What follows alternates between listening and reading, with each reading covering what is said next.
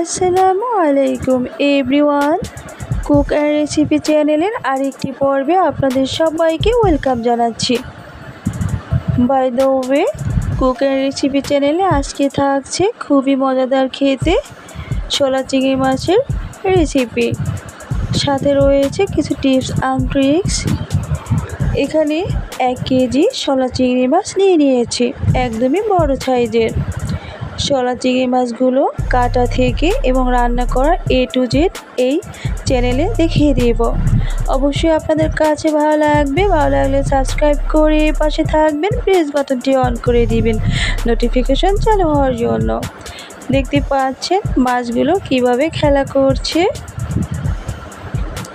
শোলা চিংড়ি মাছ পানিতে সাঁতার কেটে এইভাবে খেলা করে। আমি কেটে দেখিয়ে দিচ্ছি। প্রথমে একটা কেচি দিয়ে ঢালগুলো কেটে দিচ্ছি। সামনের ছোচটা ফেলে দিয়েছি। নিচের যে পাগুলো সেগুলো কেটে ছেটে দিয়েছি। লেজটার থেকেও কেটে দিয়েছি। দেন উপরের যে ছুরিটা আছে ওটা কেটে ফেলে দিব। ওখান থেকে মাছের গুর্দা থাকে, ওটা এভাবে ফেলে দিয়েছি। একটু খেয়াল করবেন ঘিলুটা পড়ে না যায়।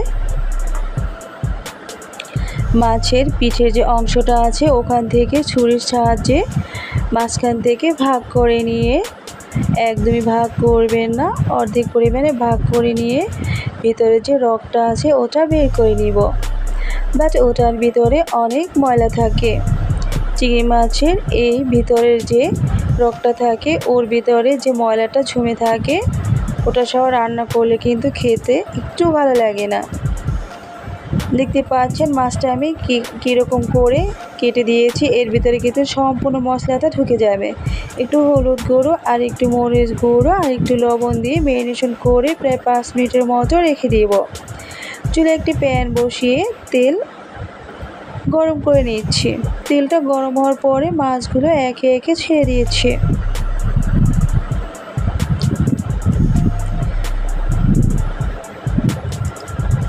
সব মাছগুলো একে একে ছেড়ে দেওয়ার পরে বেশি ভেজে নিইনি, অফ ক্যামেরাতে উল্টে দিয়েছি। দেখতে পাচ্ছেন আমি একটু লালচা করে ভেজে নিয়েছি।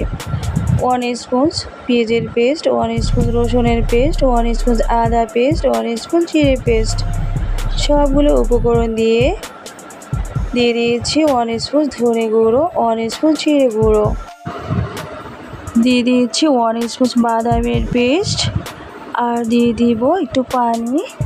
পানিটার সাথে মশলাটা অ্যাবজর্ব হওয়ার পরে 1 স্পুন মাছের মশলা, আর দিয়ে দিলাম 1 স্পুন লাল মরিচের গুঁড়ো, 1/2 স্পুন হলুদ গুঁড়ো, দিয়ে দিয়েছি স্বাদ মতো লবণ। হলুদ গুঁড়োটা একটু কম দিয়েছি, কম দিলে স্বাদটা দ্বিগুণ বেড়ে যায়, খেতেও কিন্তু বেশ ভালো লাগে। দিয়ে দিলাম মাছগুলো।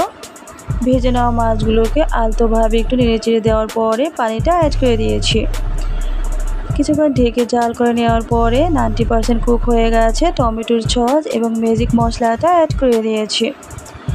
চিংড়ি মাছের স্বাদটা বাড়াতে এই মশলাগুলো কিন্তু অবশ্যই অ্যাড করতে হবে। দেখতে পাচ্ছেন আমার একদমই রেডি শোলা চিংড়ি মাছের রেসিপি। কালারটাও কিন্তু ঠিক পর্যায়ে রয়েছে, দেখে বোঝা যাচ্ছে কতটা লোভনীয়। আপনাদের কাছে কেমন লেগেছে অবশ্যই আমাকে কমেন্ট বক্সে জানিয়ে দিবেন। সুন্দর হাতটা দিয়ে একটা লাইক করে দিবেন। বন্ধুদের সাথে শেয়ার করতে ভুলবেন না। আবারও নতুন ভিডিও পেতে পাশেই থাকবেন। ভালো থাকবেন, সুস্থ থাকবেন। আল্লাহ হাফিজ।